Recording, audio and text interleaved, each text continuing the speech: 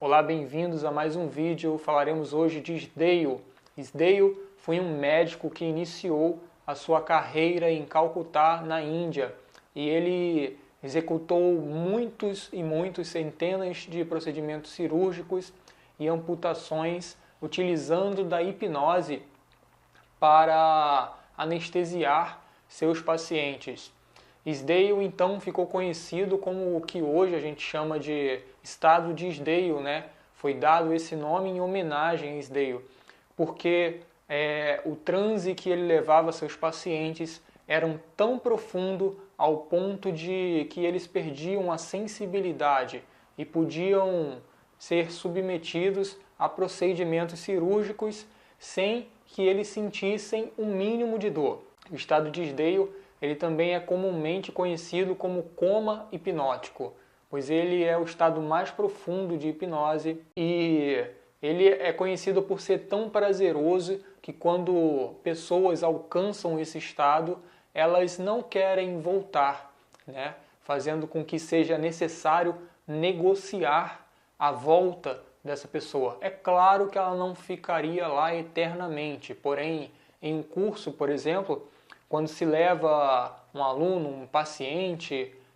na clínica ao estado de Isdale, nós temos horário, né? E a gente não pode esperar o dia inteiro para que a pessoa volte. Então, isso se faz necessário então negociar com essa pessoa para que ela volte no horário adequado. Então, Isdale ele iniciou sua carreira em Calcutá, na Índia, e ele fez essas centenas de procedimentos cirúrgicos, porém, mais tarde começaram a surgir boatos, né, espalharam boatos de que ele pagava atores para fingir não sentir dor. Imagine só como poderia alguém se submeter a uma amputação e fingir não sentir dor. Isso seria impossível. Isdale também se inspirou no médico Eliotson, né? Argumentos bíblicos também foram utilizados contra Isdale, dizendo que se Deus permite que as pessoas sintam dor, ele estaria errado em fazer com que elas não sentissem tal dores. Em 1851, Isdale fechou seu hospital e retornou para a Escócia, mudando posteriormente para a Inglaterra, onde também não teve muito sucesso.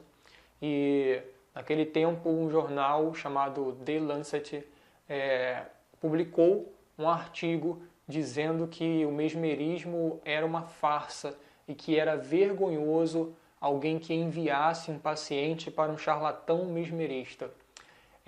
Isdale também foi proibido de praticar a medicina e morreu sem o mínimo reconhecimento. E agora falaremos de Braid. Braid foi o personagem na história da hipnose no qual é atribuído a fama do nome hipnose. Até ele, então, hipnose era conhecido como magnetismo ou mesmerismo. A partir de Braid, o nome hipnose, né, esse nome hipnose que alguns dizem ter iniciado lá com o Marquês de Puységur, mas Braid foi quem popularizou o nome. Braid também era um médico interessado pela hipnose, porém ele não queria continuar com a hipnose com aquela visão mística de que fluidos magnéticos vinham através dos astros e você podia transmitir ele para as pessoas e colocá-las em transe, como era a visão mesmerista. Então, Braid era uma pessoa cética e ele foi assistir um show de hipnose de um camarada chamado La Fontaine. E era um hipnotista de rua, e La Fontaine ele hipnotizava as pessoas, porém Braid não estava muito convencido, né?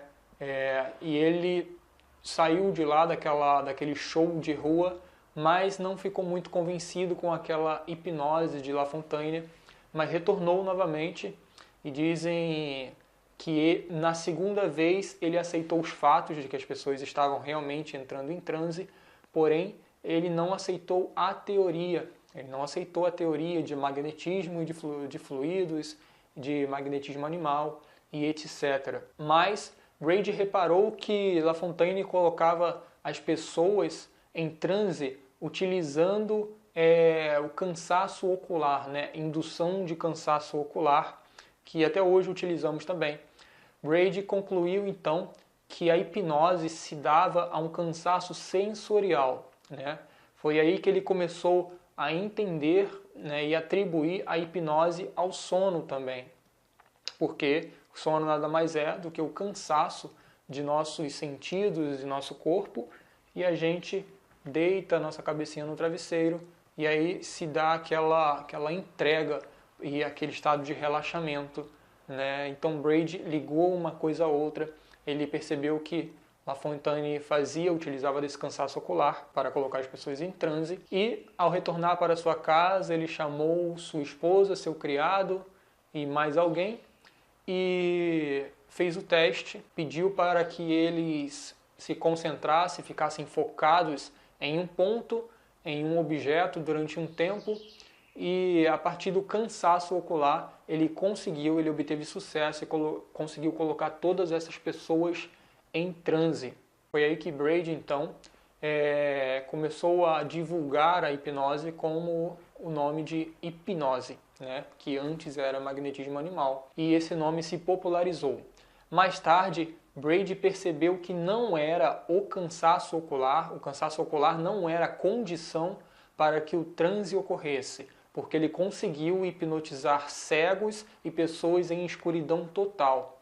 Foi então que ele percebeu que o nome hipnose não estava muito adequado, porque ele não estava mais associando o transe a um cansaço sensorial e, consequentemente, associando ao sono. Então Braid cogitou, ele queria mudar o nome para monodeísmo, que significa única ideia. Porém, ele não conseguiu. O nome hipnose já havia sido popularizado e continuou hipnose até hoje. Então esse foi mais um vídeo sobre a história da hipnose. Continuamos no próximo. Até lá!